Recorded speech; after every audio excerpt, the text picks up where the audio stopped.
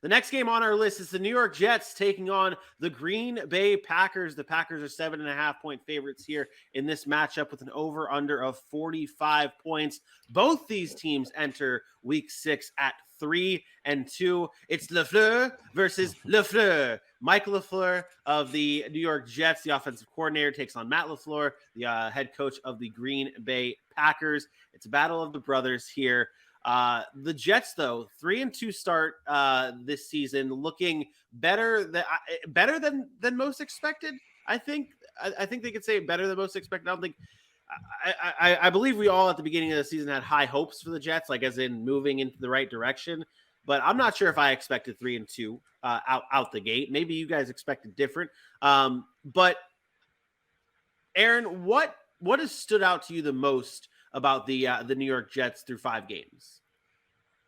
Yeah, I think we've talked about it a few times. It's the way Robert Saleh's kind of instilled that mentality into this team. Like, yes, we are the Jets. Yes, we are known for being whatever type of organization in the past. But it's not the same. This is not the same era. This is a new era of Jets football.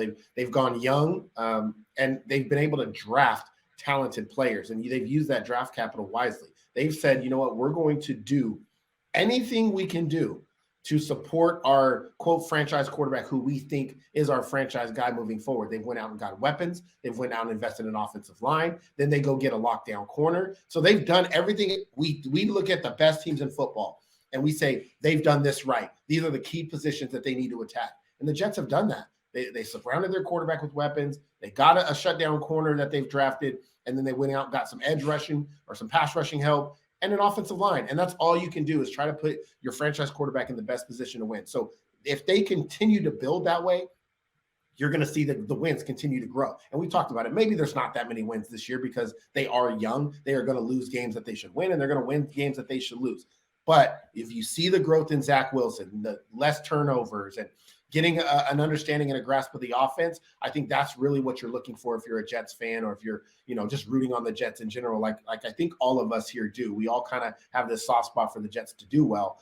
I think they're going in the right direction. If that continues, then in a couple of years, more draft capital, Zach Wilson grows, that could be a team that's, in the playoffs or fighting for something. So I really like what Robert Saleh has done there, and he deserves a lot of credit for where they're at now. Yeah, they have a good core being built in New York, obviously, with Breece Hall added to the mix, Sauce Gardner, Zach Wilson. And it's funny, we talked about it on, I believe it was Wednesday's show when we moved up the Jets in the power rankings. Like, this team, it's like even their veterans are young guys. Like, their veterans are Zach Wilson right now, and like that's their leadership, and he is also a young guy. So obviously the cliche statement is the future is bright for the Jets. On the Packers side, though, they fell to the New York Giants in London, AJ, this past week. A disappointing performance, especially in that second half from Green Bay. How do the Green Bay Packers get back on track on Sunday? Well, first, it helps that you're talking about playing them in Lambeau Field at home, and then it helps that you're talking about Aaron Rodgers after a loss, and not a good loss that he's excited about. But, it seems like they've been trying to figure out what their offense is capable of week in and week out. Like, getting up 17 points last week and then just kind of stalling out is just weird to me. I know we've talked about the first couple of weeks. They need to get these wide receivers on the same page with Aaron Rodgers, and Aaron Rodgers needs to be able to build a trust with these new talented young wideouts. But at this point, I think we know what they're capable of. We've seen Aaron Rodgers decide, all right, today it's a Randall Cobb day. Not many people saw that coming. Allen Lazard's going to get open when I need him to, and I can trust him to do what we need him to do. And then Romeo Doubs, we're going to keep giving him the opportunities because he is talented. And while he's dropped a couple balls and in opportune times made some mistakes, we know what he's capable of. At this point, I think we need to start seeing that Aaron Jones receiver threat that we were talking about. This is a guy that we said could probably have the potential to lead this team in receptions, and he's only had more than 4 targets once this season, just three last week. The snap share with A.J. Dillon being the rushing threat, that hasn't come to fruition. Now, they've given him opportunities in a couple of different weeks, and he hasn't been able to pull it off. But last week, he only had 6 rushing attempts.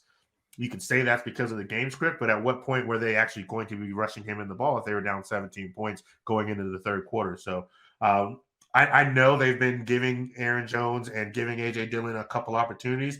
I think they either need to find more ways to get these guys the ball or find creative ways to get this ball to these playmakers. And I know that not so much the Green Bay Packer way, but if you want to talk about getting on track, and let's be clear, I'm not worried about the Packers really that much. Not that much, but I think it starts with trying to find different ways to get these running backs involved, because I think you know where you are with your receivers. Yeah, I think that's the key for the Green Bay Packers. It's like it's get put the ball in your best player's hands. Like that's the strat. That is what we talk about all the time. Put the ball in your best player's hands. And obviously Aaron Rodgers is the best player on that team, on that offense. But then you go down the list, and next up is Aaron Jones and the running back group that you have, and that needs to be a big part of the Packers offense. HA, what do you have as a score in this game? So I have the lost answer here. Sorry, I have the Packers 30-24 in this game. They're at home. Aaron Rodgers, and I know the Jets are going to make it interesting, but I got the Packers 30-24. Okay. All right, that's a close game. I think that's if you're the Jets and you put up 24 points there and you keep it that close with the Green Bay Packers. I know moral victories don't matter, but that'd be a good moral victory for the New York Jets on the road in Lambeau to get to keep it close like that. Yeah, maybe down. They may put up 10 points late in the fourth quarter when the game's in decisive form. So Jets are the best team in the fourth quarter in the NFL, by the way. That is a thing. Aaron, what about you? I'm just gonna let that comment slide. I'm taking the Packers in this one as well. 28-19. Look, this is about the Green Bay Packers running the football, and I think this is a game where they get back to the running game and they do lean on Aaron Jones and AJ Dillon. AJ talked about it.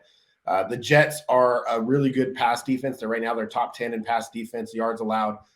They're not as good against the run. I think this is a prime game, very similar to that Chicago Bears game where the Packers came out and we saw a heavy workload from Aaron Jones and AJ Dillon.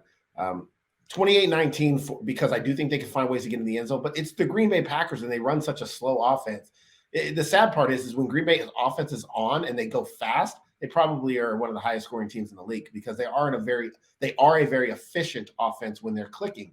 But because it's so slow, when they aren't clicking, it's hard for them to score. They can never put points on the board. And I've complained about this for, 5 years now under the Green Bay Packers kind of new regime. It's so annoying and so frustrating to watch how slow their offense is outside of when Aaron Rodgers is trying to catch somebody jumping off sides or having 12 guys on the field. Other than that, they take forever in the huddle. They snap the ball with 1 second left, and they get back in the huddle. And they snap the ball, and it's very slow.